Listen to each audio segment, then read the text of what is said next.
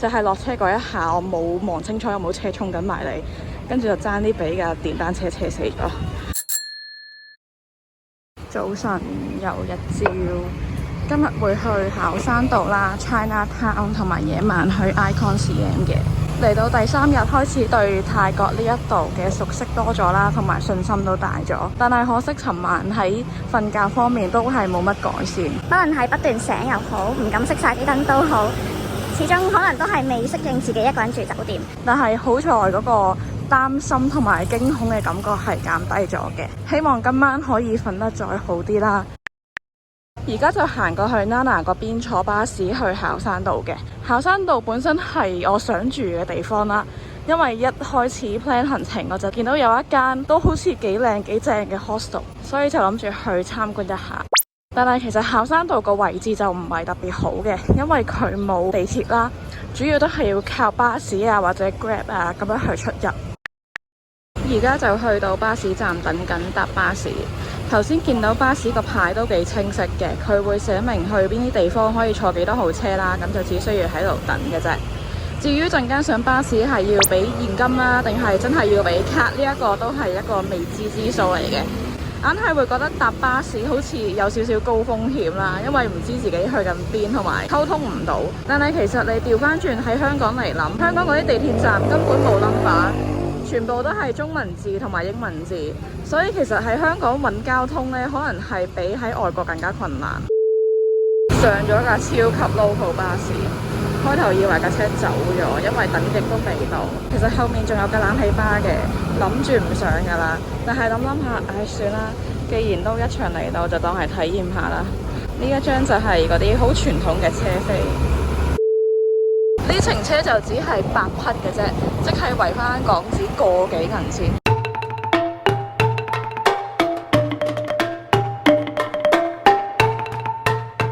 啱啱落咗車，行緊去考山道。頭先一落車爭啲俾車車死咗，唔係講笑。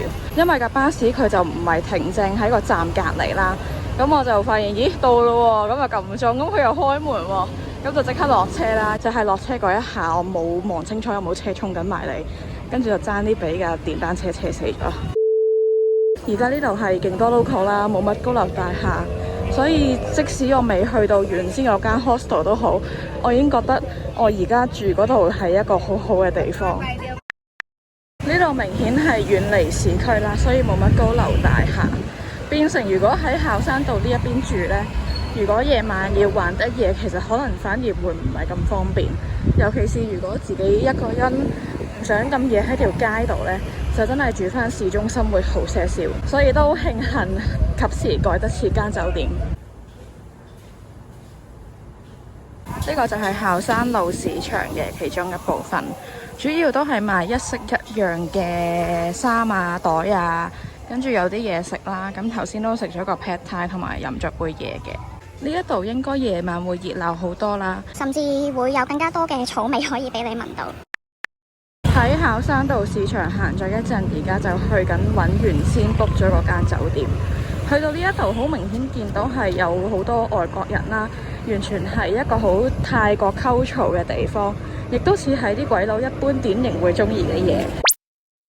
都係有一啲餐廳啊、吧啊，同埋一啲細嘅士多啦，就會真係冇乜嗰啲大型嘅商業活動，或者有啲咩大牌子嘅，成個感覺會超好多。但係我覺得，尤其是如果香港人嚟獨遊嘅話，就真係未必咁適合。而家日頭啦，但係去到夜晚呢，應該都會有少少擔心個安全。睇完原先嗰間酒店之後，我覺得我真係冇作錯決定，真係應該要轉。啱啱見到有個應該係日本嘅女仔啦，似係獨遊過嚟住，拉住個細喼仔。其實喺呢度住未必有好大嘅問題，但係嗰個交通就一定唔方便㗎啦。第二就係都係會有少少淆底啦。不過可見個環境真係好靚，同上一模一樣。一打開個酒店門就會見到中庭有個泳池，而雖然冇嗰啲 infinity pool 啊，或者有啲咩城市景去襯托，但係成個感覺都係超級 chill，都會係我中意個 type 嚟嘅。亦都令我諗翻起嗰陣時喺 LA 去旅行啦，同學 book 咗間 Airbnb， 發現喺嗰笪地方唔記得邊一度啦，但係嗰度係個環境令到我哋覺得唔係好安全。本身我係想搏嘅，因為我覺得都應該 OK 啦，但係佢覺得唔可以接受，所以後尾我哋就搬咗去另外一度。咁都係啦，有時去到外國揾酒店嘅時候，除咗睇佢啲相之外，都應該要開個 Google Map 出嚟，望埋個街景同埋嗰個社區係點樣，先再決定住唔住。唉，頭先嗰個位太熱太曬啦，興到隻腳好辛苦。見架車咁鬼死耐都唔到，以為佢鬼咗，咁就不如走去另外一個站坐另外一架車。點知我去到下一個站，發現架車出現咗。咁即係我而家要由頭再等過。表示我都仲係喺呢一度，啲車呢唔知死晒去邊啦，唔知係鬼咗定點啦。跟住我決定，既然搭車都係9個字，行路又係9個字，我真係自己行過去算。我唔想再浪費啲時間喺條街嗰度等下。跟住個 Google Map 又唔知係咪失靈定點樣，一時又話有就嚟有車，一時又冇車到。根本如果我冇喺度等呢，可能我已經到咗添啦。落咗車了，頭先行咗2分鐘到啦。突然之間，原先最初想搭嗰架車出現咗。其實佢嗰架車呢，56號係嗰啲循環線嚟嘅，有分左線同埋右線啦。咁就會用 L 同埋 R 去 denote。咁但係由於我又唔識睇泰文，我又唔係好知到底 L 定 R 好，又唔想真係服咗兜個大圈，所以其實你話行都唔完全係錯嘅。呢度叫三平市場啦，有好多賣布啊、賣公仔啊、賣飾物嘅鋪頭，暫時都唔係好覺有太多嘅遊客。行咗一陣，又翻去典型嘅唐人街格局，諗起喺橫濱個中華街都真係有啲伏。但係一嚟聽講話呢度嘅唐人街多嘢食啦，第二就係都順路，咁就好啦，順便過嚟望一望。行前多少少就會去到碼頭，跟住就會去 ICONCM。發現其實頭先三平市場都幾好行，其中一間比較大嘅鋪頭就係 Moshi Moshi 啦，total 有4層，都可以慢慢去睇下。但係可惜發現原來想買一個100匹嘅索星大笨象袋都唔係咁容易，買泳衣都係一樣。啱啱買咗飛，又話30，又話16，都唔知係咪俾人賣豬仔。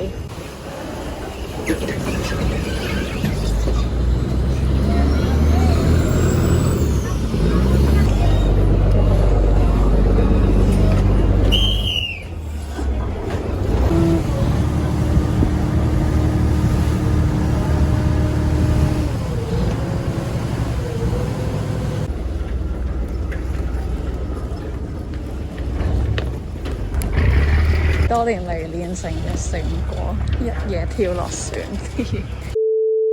頭先咧係想去 ICONCM 嘅，但係咧唔記得落船，跟住就睇下架船會去邊啦。發現會過去摩天輪嗰邊，咁就不如直接今晚去埋嗰個比較遊客啲嘅夜市。暫時可以見到呢一區就真係唔係太多商業嘅活動啦，都係一啲民居比較多嘅。其實可能係曼谷呢一邊咧都比較少商業活動，ICONCM 就反而好似一枝獨秀咁樣，得佢自己係一個大型嘅新發展。一嚟到呢一個大閘口，見到成件事都係好 classy 啦，有個火車頭，仲有個米奇老鼠公仔喺度，有少少好似去咗迪士尼咁嘅感覺。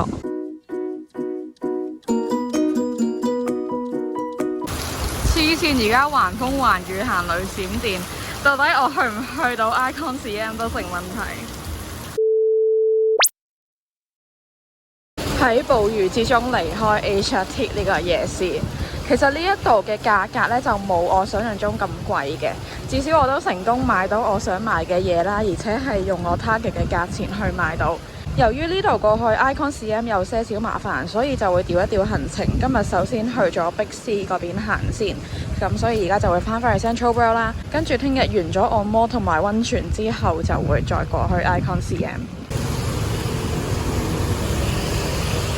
我已經喺架巴士嗰度搭咗個半鐘頭，可見 HRT 真係一個好唔方便嘅地方。